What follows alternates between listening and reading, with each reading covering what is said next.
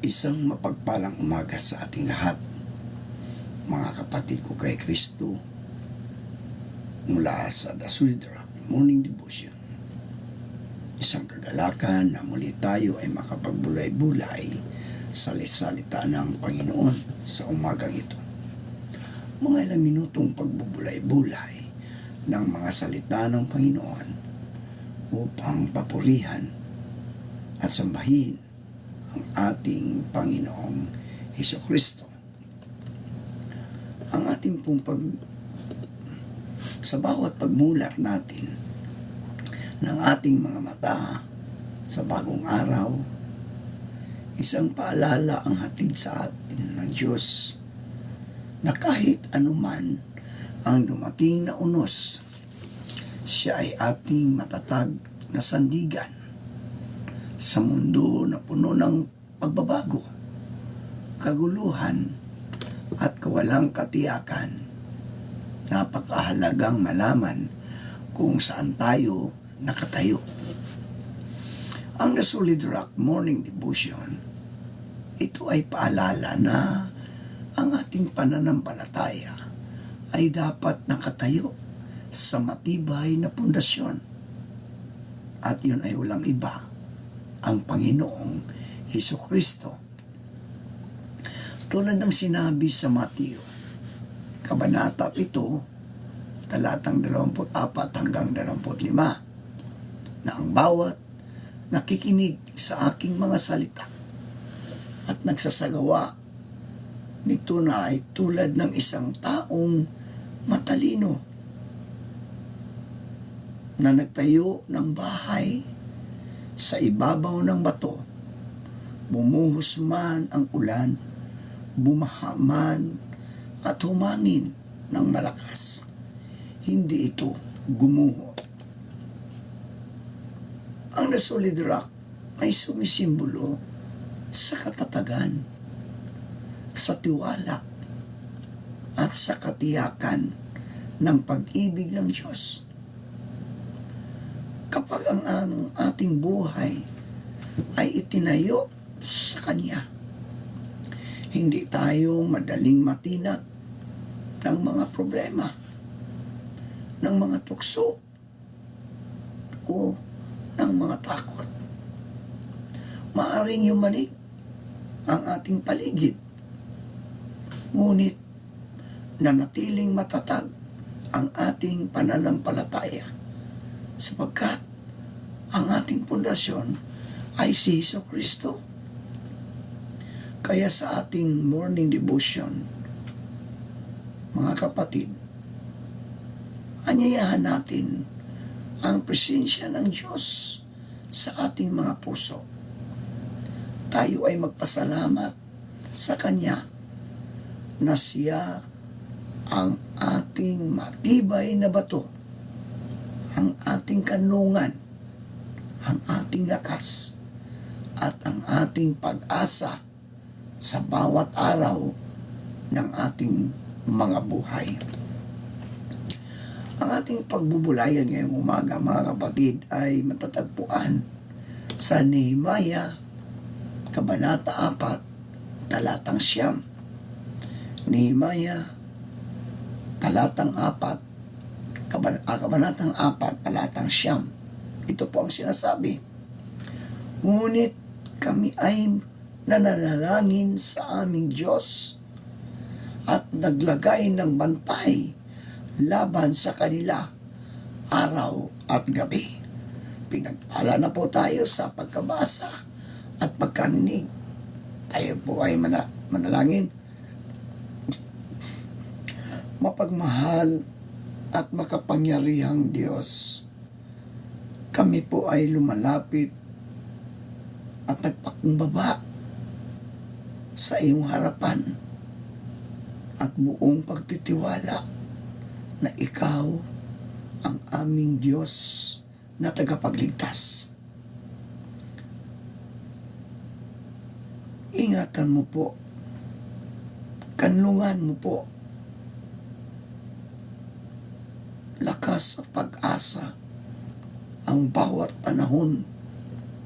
Sa iyo namin inahabilin ang lahat ng aming mga panalangin. Aming inilalapit, O Diyos, ang mga kapatid namin na nasa banig ng karamdaman. Aming mapagpagaling na Diyos, lumalapit po kami sa iyo na may buong pagpapakumbaba. Inialay namin sa iyo, O Diyos, ang aming mga kapatid na may mga karamdaman, ang mga dumaranas ng sakit sa katawan, isipan, at damdamin. Hipuin mo po sila ng iyong mapagpagaling na kamay. Bigyan mo ng lakas ang kanilang katawan, kapayapaan ang kanilang puso, at pag-asa ang kanilang kalooban. Kung may kirot at panghihina, ikaw po ang magbigay ginhawa. Kung may pangamba at pangungulila, ikaw po ang maging sandigan. Ipaalala mo sa kanila na hindi sila nag-iisa, sapagkat ikaw ay Diyos na laging kasama. Basbasan mo rin po ang mga nag-aalaga at nagmamahal sa kanila. Bigyan ng tiyaga, lakas, at malasakit araw-araw. Naway maghari ang iyong kagalingan at kalooban sa kanilang buhay. Amin ding inilalapit sa iyo, O Diyos, ang aming pamilya. Aming mapagmahal na Diyos, maraming salamat po sa biyaya ng pamilya. Sa bawat ugnayan, pinagbubuklod ng iyong pag-ibig. Basbasan mo po ang aming tahanan ng kapayapaan, pagkakaunawaan at wagas na pagmamahalan. Kung may sugat sa puso, ikaw po ang magpagaling. Kung may hindi pagkakasundo, ikaw po ang maghilom. Turuan mo kami magpatawad tulad ng iyong pagpapatawad. Magtiyaga tulad ng iyong pagtitiyaga, at pagmahal ng walang kondisyon.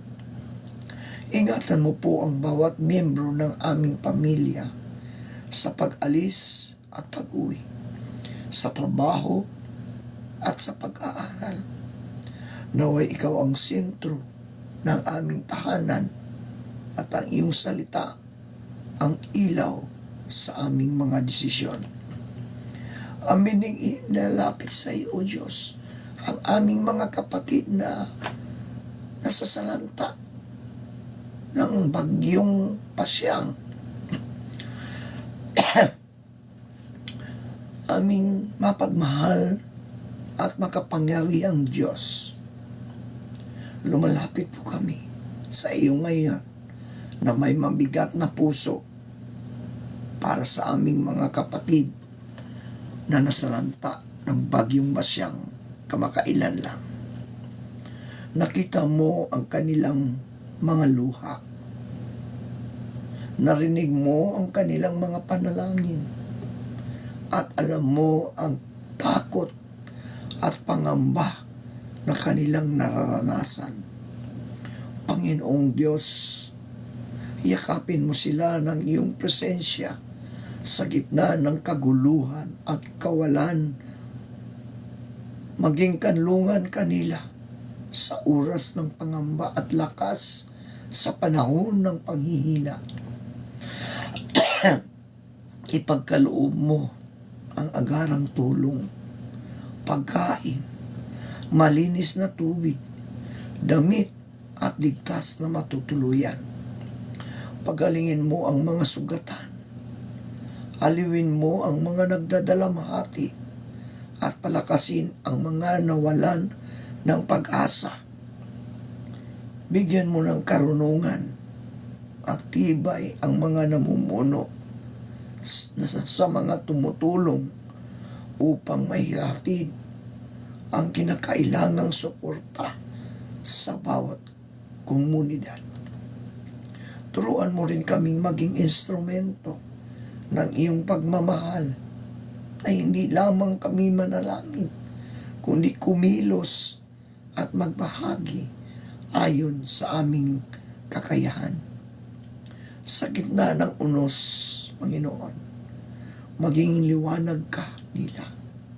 Sa gitna ng pagkawasak, ikaw ang maging pag-asa ng panibagong simula. Amin inilalapit sa iyo, O Diyos, ang aming mga guro mula elementary, high school, college. Bigyan mo po sila ng karunungan, Panginoon, sa bawat aral na itinuturo. Pasensya sa bawat hamon ng silid-aralan. At lakas ng loob sa mga panahong sila'y napapagod. Basbasan mo ang kanilang isipan at puso upang ang kanilang mga salita ay maging bini ng kabutihan at ang kanilang halimbawa ay maging ilaw sa landas ng mga mag-aaral. Ingatan mo po sila sa araw-araw, sa kanilang kalusugan, sa kanilang pamilya at mga pangangailangan. Ipagkaloob mo, Panginoon, ang kagalakan sa kanilang paglilingkod at ang kapayapaan na nagmumula sa iyo, Diyos. Maraming salamat po sa kanilang sakripisyo at dedikasyon. Naway patuloy mo silang gamitin bilang instrumento ng iyong pag-ibig. Amin ding ipinalangin sa iyo, Panginoon, ang aming mga kapatid na nasa laylayan ng lipunan. Inialay po namin sa iyo ang mga nasa laylayan ng lipunan, ang mga dukha, ang mga nagugutom, ang mga walang tahanan, napapabayaan at pinapasan ang bigat ng kawalan ng katarungan.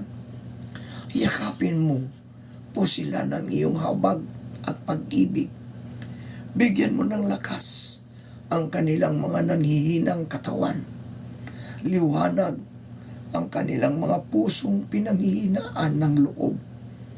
At pag-asa ang kanilang bukas. Excuse me.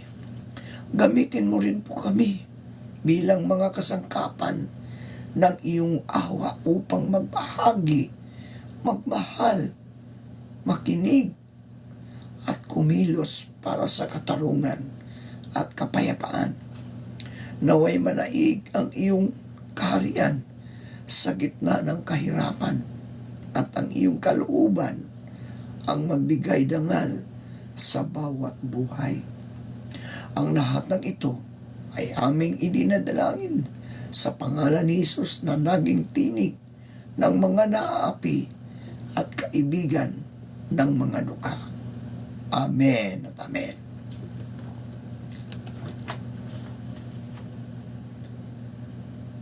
Mga anghel na tagabantay. Yun po ang ating pamagat, mga kapatid. Mga anghel na tagabantay.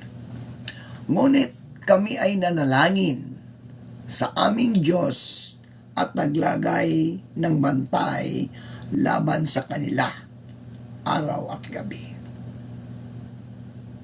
Sa kabanatang ito, mga kapatid, ang bayang Israel ay muling nagtatayo ng pader ng Jerusalem. Hindi ito simpleng proyekto. Ito ay simbolo ng pagpapanumbalik, seguridad, at dangal ng bayan ng Diyos. Pero habang sila ay nagtatayo, may mga kaaway na nangungutya, nananakot, at nagbabantang umatake. At dito natin makikita ang napakagandang balanse. Nananalangin sila at nagbabantay rin sila. Hindi sinabi ni Himayas, manalangin na lang tayo at bahala na ang Diyos. Di ba? At hindi rin sinabi niya, kaya natin ito. Magtrabaho lang tayo ng magtrabaho. Pinag-isa niya ang dalawa, mga kapatid. Ang panalangin at paghahanda at pagkilos. Una, nanalangin sila sa Diyos.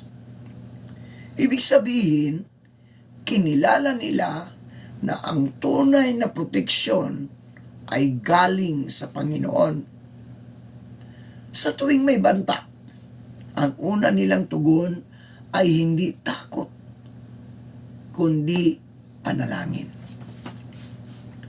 Mga kapatid, sa ating buhay, kapag may problema, kapag may pagsubok sa pamilya, sa trabaho, sa ministeryo o personal na laban, ano ang una nating ginagawa? Nagpapanik ba tayo? Nagagalit o lumalapit agad sa Diyos? Ang panalangin ay hindi tanda ng kahinaan. Ito ay tanda ng pagtitiwala. Pagtitiwala sa Diyos. Pero pagkatapos manalangin, mga kapatid, naglagay sila ng bantay araw at gabi. Ibig sabihin, ginawa nila ang kanilang responsibilidad. No? Minsan gusto natin ng himala. Gusto natin ng himala, pero ayaw natin ng disiplina. Gusto natin ng proteksyon, pero ayaw nating magbantay. Gusto natin ng tagumpay, pero ayaw nating magsikap. Mga kapatid, itinuturo ng Nehemias 4:9 na ang pananampalataya ay hindi passive. Ito ay aktibo. Ang tunay na pagtitiwala sa Diyos ay may kasamang pagkilos. Hindi lang sila nagbantay sandali. No? Hindi lang sila nagbantay sandali. Araw at gabi. Ibig sabihin, tuloy-tuloy. May consistency. Sa spiritual life natin, mga kapatid, kailangan din ng ganitong pagbabantay. Araw at gabi. Manalangin. Araw at gabi. Hindi sapat ang minsanang panalangin o paminsan-minsang pagiging alerto. Ang kaaway, mga kapatid, ay hindi yan natutulog. Hindi natutulog. Kaya kailangan din nating maging mapagbantay sa ating pananampalataya, sa ating karakter, at sa ating mga desisyon.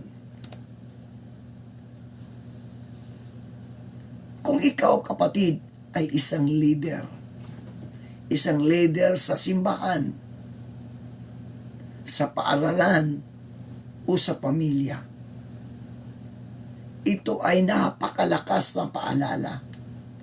Ang tunay na leader ay marunong lumuhod sa panalangin. Marunong tumayo sa responsibilidad. Hindi natitinag sa pananakot. Hindi umaasa lang sa sarili. Si Nehemias ay hindi naging emosyonal o padalos-dalos. Siya ay naging matatag, maingat, at mapanalanginin. Ito ngayon ang hamon sa atin, mga kapatid. May pader ka rin bang itinatayo ngayon? May pader ba? May proyekto ka bang gustong buuin?